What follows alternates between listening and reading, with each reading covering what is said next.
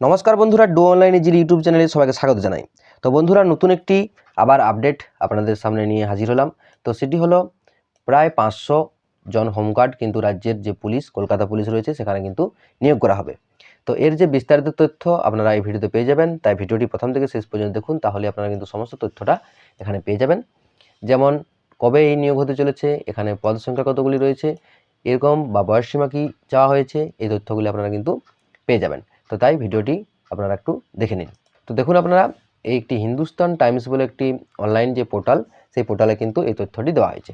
তো সেখানে বলা হয়েছে যে মুখ্যমন্ত্রী মমতা বন্দ্যোপাধ্যায় সম্প্রতি নানা সভা সমাবেশ থেকে জানিয়েছেন যে খুব শীঘ্রই কলকাতা পুলিশে কিন্তু নিয়োগ হবে।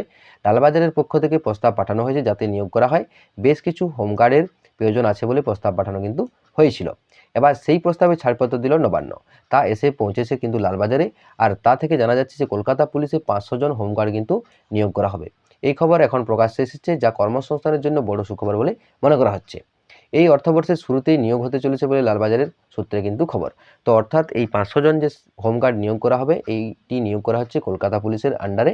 এবং এর যে প্রস্তাব, সেই প্রস্তাব কিন্তু নবান্নে কিন্তু পাঠানো হয়েছিল এবং সেখান থেকে সেই প্রস্তাব মঞ্জুর করার পর সেটা আবার লালবাজারে কিন্তু এসে পৌঁছেছে, এরকমই কিন্তু খবর পাওয়া যাচ্ছে। এবং এটি এই যে অর্থবর্ষ 2025-26 যে অর্থবর্ষ, সেই অর্থবর্ষের শুরুতে কিন্তু এই যে নিয়োগটি কিন্তু করা হবে।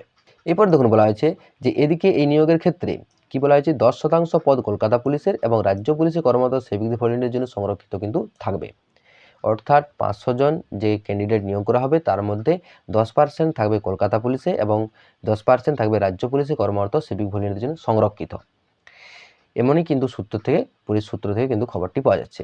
এছাড়াও বলা হয়েছে যে নিয়োগে ছাড়পত্র সেই কথার কিন্তু উল্লেখ রয়েছে। সুতরাং 450 জনকে নিয়োগ করা হবে যারা ফ্রেশার, আর বাকি 50 জন কর্মরত থাকবে কিন্তু সিভিক ভলেন্টিয়ারে এবং যারা কিন্তু যোগ্য হবে।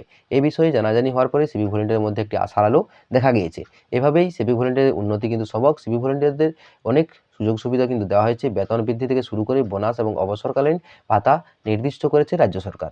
এবার কিন্তু উন্নতির পথও কিন্তু প্রশস্ত করল রাজ্য সরকার।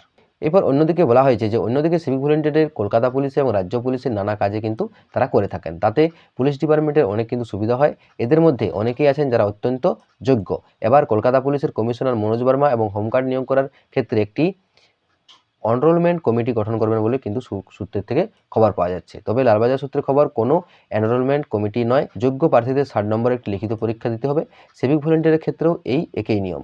এই পরীক্ষার পাস করার পর হবে প্রশিক্ষণ, আর সেই প্রশিক্ষণে সাফল্য হলেই নেওয়ার পর হোমগার্ড হিসেবে কিন্তু নিয়োগ করা হবে কলকাতা পুলিশে। অর্থাৎ আপনাদের যে প্রসেসিং পদ্ধতি, সেই প্রসেসিং পদ্ধতি হলো আপনাদের কিন্তু 60 নম্বরের একটি পরীক্ষা নেওয়া হবে, যেটি হবে লিখিত পরীক্ষা। এরপর সেই পরীক্ষায় সফল হওয়ার পরেই কিন্তু আপনারা কলকাতা পুলিশে সেই কলকাতা পুলিশের নিয়োগটি কিন্তু হবে। এছাড়াও বলা হয়েছে যে কলকাতা পুলিশের এলাকায় এখন অনেকটা বেড়ে গিয়েছে, তাই সেখানে এখন পুলিশ কর্মীদের কিন্তু প্রচুর প্রয়োজন আছে। ভাঙড় এখন কলকাতা পুলিশের অধীনে, ফলে সেখানে নিরাপত্তার ব্যবস্থা করতে পুলিশ কর্মীর প্রয়োজন। তাই লালবাজার থেকে হোমগার্ড নিয়োগ করার প্রস্তাব কিন্তু গিয়েছিল নবান্নে, আর তাতে সবুজ সংকেত মিলতেই এখন জোর প্রস্তুতি কিন্তু শুরু হয়ে গেছে। কলকাতা পুলিশের অধীনে 324 বর্গমিটার এলাকা, সেটা এখন বেড়ে হয়েছে 530 বর্গ কিমিতে। এই পরিস্থিতিতে 500 হোমগার্ড নিয়োগ হলে সুরক্ষা এবং নিরাপত্তার বিষয়ে আরও কিন্তু সুনিশ্চিত করা হবে বলে মনে করা হচ্ছে। অর্থাৎ আগে যে কলকাতা পুলিশের অধীন, সেই অধীনটা ছিল 324 বর্গ কিলোমিটার, কিন্তু এখন সেটা বেড়ে 530 বর্গ কিলোমিটার করা হয়েছে, যার ফলে নিরাপত্তাজনিত বা সুরক্ষাজনিত কারণের জন্য কিন্তু হোমগার্ডের প্রয়োজন। তাই এই হোমগার্ডের নিয়োগটি কিন্তু করা হচ্ছে এবং এই প্রস্তাবটি পাঠানো হয়েছিল নবান্নে, এবং নবান্নের সবুজ সংকেত মেলার পরেই কিন্তু এই যে নিয়োগ করার জন্য কিন্তু লালবাজার জোর কদমে কাজ শুরু করে দিয়েছে। তো এই নিয়োগটি কবে হচ্ছে, এর যে নোটিফিকেশন কবে প্রকাশ পাবে, সমস্ত তথ্যগুলি কিন্তু আপনারা পরবর্তীতে যখন আপডেট আসবে তখন আপনাদেরকে জানিয়ে দেবো।